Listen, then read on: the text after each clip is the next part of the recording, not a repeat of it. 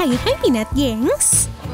Bendungan atau tanggul adalah sebuah konstruksi yang dibangun untuk menahan laju air ya. Fungsinya pun beragam, bisa sebagai penyimpanan cadangan air, pencegahan banjir, pembangkit listrik, atau penyedia irigasi. Namun di balik fungsi itu, yang namanya konstruksi pasti ada aja deh kesalahan di sana-sini. Seperti yang akan TSP bahas berikut ini guys. Pertama ada bendungan Oroville di California, Amerika Serikat.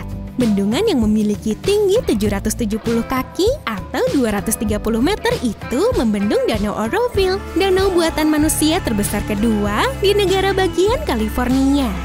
Sejak selesai dibangun pada tahun 1968, nggak ada masalah cukup besar, hingga akhirnya petaka muncul pada awal Februari 2017.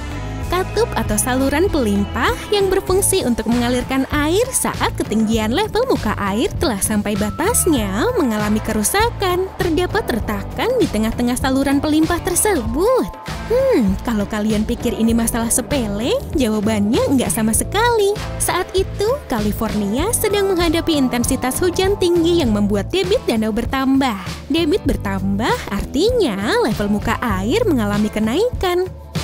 Untuk itu, sebagai saluran limpasan, fungsi saluran diharapkan dapat mengalirkan air untuk menurunkan ketinggian muka air. Operator bendungan pun mulai melepaskan air pada pelimpah utama beton untuk mengendalikan permukaan danau, guys. Limpasan yang dimulai pada 6 Februari itu harus terhenti pada esok harinya karena pola aliran air yang tak biasa. Aliran air di pelimpah dihentikan karena lapisan beton terkikis dan air keluar dari saluran beton. California Department of Water Resources atau DWR pun dihadapi dengan masalah yang pelik. Pertama, mereka dihadapkan pada dua masalah, di mana mengalirkan air ke pelimpah utama terus-menerus tentu akan berakibat fatal karena katup tersebut dapat jebol seiring berjalannya waktu. Kedua, mereka harus membiarkan Danau Oroville naik hingga melampaui pelimpah darurat. Itu artinya akan terjadi erosi besar-besaran. Pihak kepolisian pun telah berjaga-jaga dengan mengevakuasi warga, menutup sekolah, menebang pohon demi menurunkan resiko korban jiwa. Pada 9 Februari, saluran pelimpah utama pun dicoba untuk dibuka kembali dengan aliran terbatas demi menghindari kerusakan yang parah. 2 hari berselang, tepatnya pada 11 Februari, ketinggian air danau telah menyebabkan bendungan tak mampu menahan ketinggian air. Ya, mau nggak mau, skenario terburuk pun terjadi. Di mana selama lebih dari 50 tahun beroperasi, saluran pelimpah darurat digunakan yang tentunya menyebabkan banjir bandang saat itu juga, guys. Meski tak menelan korban jiwa dan kerusakan pada bagian utama bendungan, kerugian ditaksir mencapai lebih dari 100 juta dolar Amerika Serikat. Asosiasi Pejabat Keamanan Bendungan Negara atau ASDSO mengatakan insiden bendungan Oroville disebabkan oleh kegagalan sistemik dalam mengelola bendungan, desain dan konstruksi pelimpah yang lemah, kualitas batuan dasar dan pondasi yang buruk menyebabkan kualitas saluran limpasan memburuk. Setelah kejadian itu, Erin Mellon dari DWR mengungkapkan saluran pelimpah utama akan dibangun menyusul kerusakan saluran sebelumnya. Saluran itu pun membutuhkan waktu lebih dari setahun sampai akhirnya masa konstruksi selesai pada 1 November 2018 dan mengalirkan air untuk pertama kali pada 2 April 2019.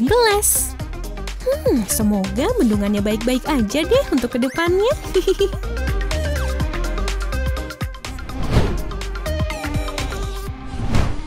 Bergeser ke selatan, kita ke negeri Samba Brazil nih guys. Pada 27 Januari 2019 lalu, kota Brumadinho dilanda banjir bandang akibat hancurnya bendungan tiling di wilayah Minas Gerais Selatan.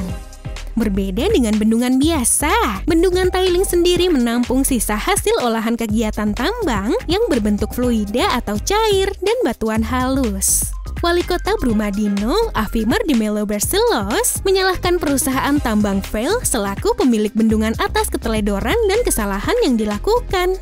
Akibat bencana ini, perusahaan itu didenda 66 juta dolar Amerika Serikat atau setara 930 miliar rupiah, denda terbesar dalam sejarah Brazil.